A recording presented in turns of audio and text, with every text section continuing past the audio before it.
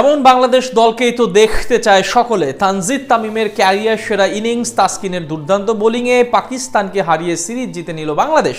মিরপুরে টান টান উত্তেজনাপূর্ণ ম্যাচে অসাধারণ এক জয় তুলে নিয়ে দীর্ঘ 11 বছর পর ম্যান ইন গ্রিনদের বিপক্ষে সিরিজ জয়ের স্বাদ পেল টিম টাইগার্স। ব্যাটিং বোলিং দুই বিভাগেই আধিপত্য দেখালো মিরাজ বাহিনী। পাকিস্তানের বিপক্ষে টাইগারদের এমন জয় নিয়ে বাকিটা জানবো রিপোর্ট। প্রথম ম্যাচে ব্যাট হাতে অর্ধশতক, এরপর দ্বিতীয় ম্যাচে ব্যর্থ হলেও আজ যেন নতুন এক মিশন নিয়ে মাঠে নেমেছিল ওপেনার তানজিদ তামিম।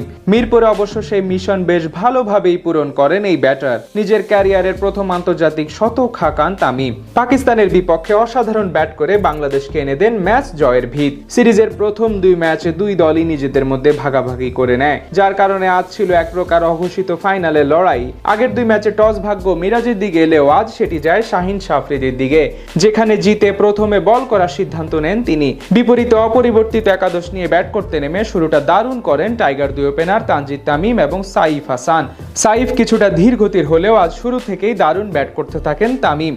ইনিংসের তৃতীয় ওভারে হারিস রফকে 1-4 এবং 1 ছক্কা হাঁকান তিনি। প্রথম 10 ওভার শেষে বাংলাদেশের স্কোরবোর্ডে জমা পড়ে বিনা উইকেটে 50 রান। পরের ওভারে আবরারের উপর চড়াও হন তামিম। 16তম ওভারে সিঙ্গেল নিয়ে মাত্র 47 বলে অর্ধশতক পূরণ করেন তিনি। অন্যদিকে 19তম ওভারে শাহিন আফ্রিদির গুড লেন্থে পিচ করা ডেলিভারি সামনে বেড়ে শট খেলতে গিয়ে ডিরেক্ট বোল্ড হন 36 রান করা সাইফ হাসান।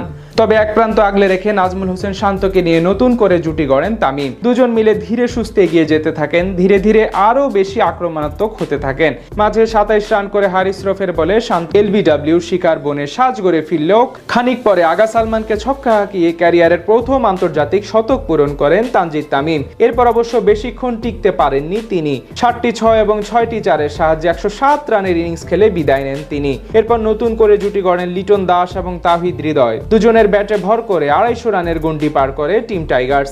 লিটন 41 করে বিদায় নিলেও শেষ পর্যন্ত হৃদয়ের 48 রানের অপরাজিত ইনিংসে ভর করে 290 রানের পুঁজি পায় বাংলাদেশ। জবাব দিতে নেমে অবশ্য তেমন ভালো শুরু করতে পারেনি সফরকারী পাকিস্তান।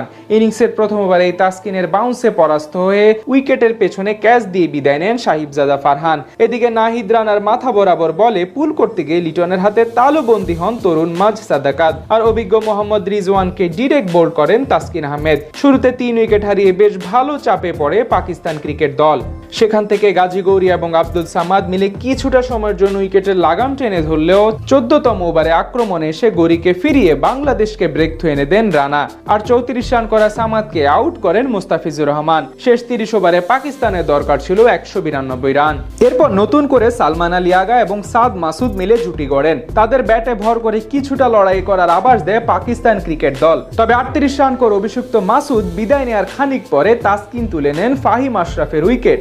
এরপরই ম্যাচ থেকে ছিটকে যায় সফরকারীরা। সালমানের ইনিংস শুধু ব্যবধান কমিয়েছে, অর্থাৎ ম্যাচ জিতে সিরিজ নিজেদের করে নেয় বাংলাদেশ দল।